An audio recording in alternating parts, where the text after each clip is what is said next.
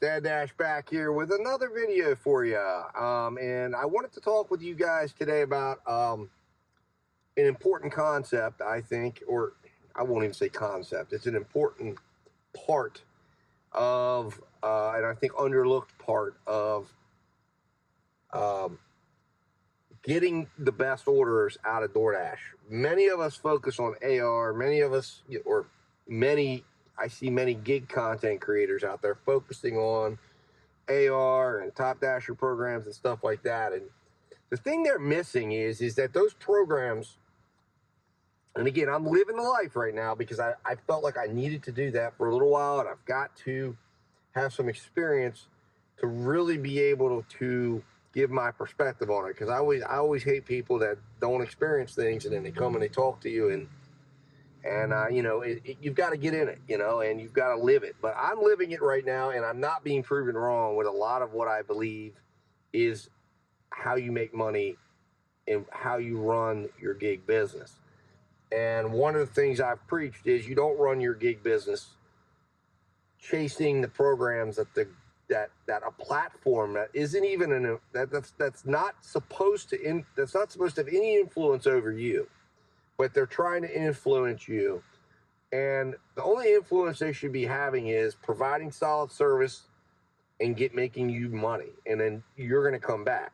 This is, DoorDash, Grub, all these are platforms to which they allow you to run a delivery business through. And if this was being done correctly with sanity, you would have a very clear operating platform where a contract gets presented. Here it is. Here's all the details. And then here's what it costs to use our platform to fulfill that contract. This is what you're getting after that expense. Is this worth it for you to come and use our platform? And if it isn't, provide feedback. And however DoorDash wants to know, obviously they want to know, because their goal should be to be able to get you to use their platform to fulfill orders for your business. And that way they can realize the money and the fees that they're going to get paid, not just from you, but from the customer and from the other two parties that they're getting paid through. So it's kind of a vested interest. Instead, DoorDash says, no, we want to be greedy. We don't want to have to compete for a dasher's business. And we certainly don't want to have to acknowledge that the dasher is the most important part of this whole component, because they're the one that has to use us to then serve and fulfill a contract, meeting the customer and the restaurant's requirements.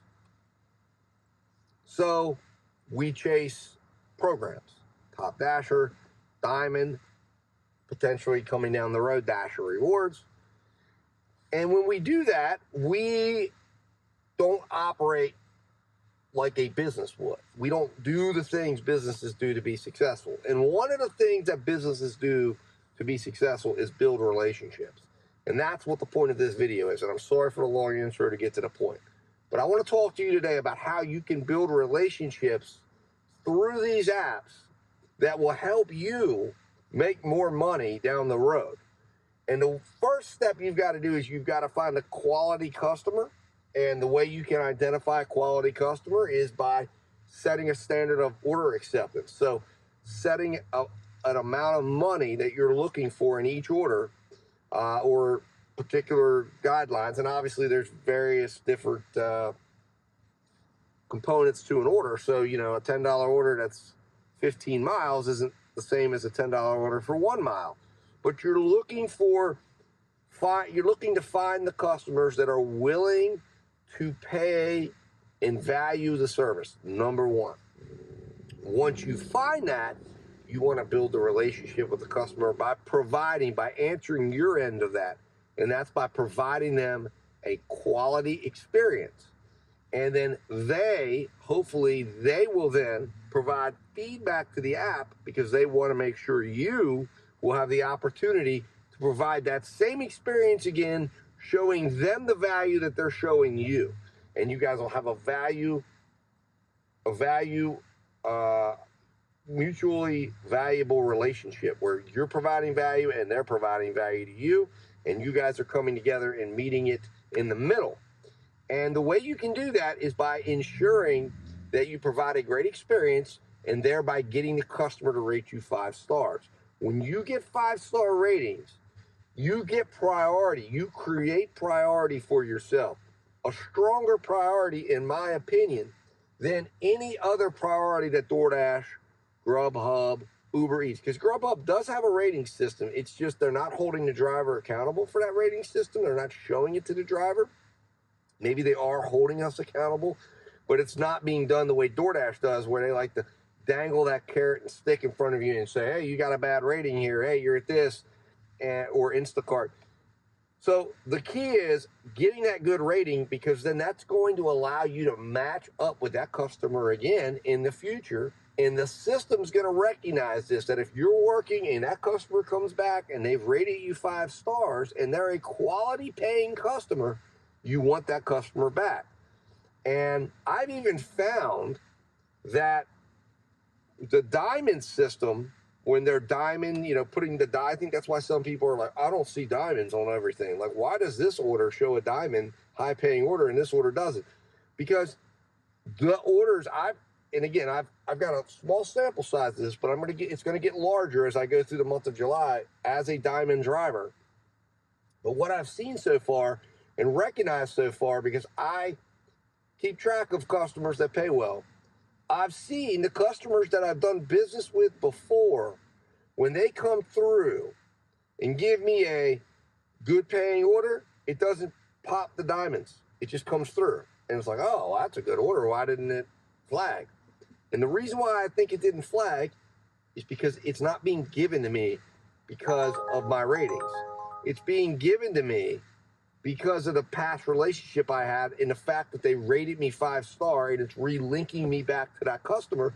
So it's, again, remember, this is not, I don't believe that this isn't the sophisticated system that I think we all see it as. It's really quite black and white and plain and simple.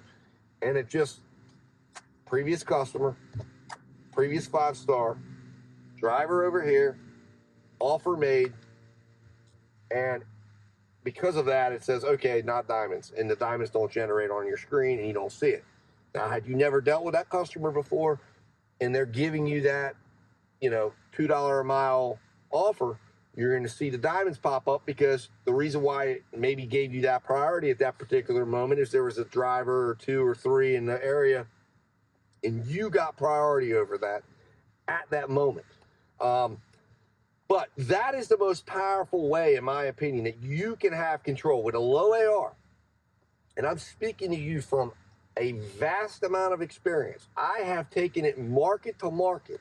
In other words, I've returned back to markets because I can see, I'm not getting into that in this video, but I keep track of it. Let's just put it that way.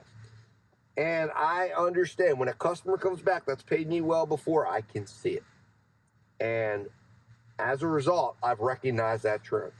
So, guys, I cannot stress enough. Get yourself good delivery bags.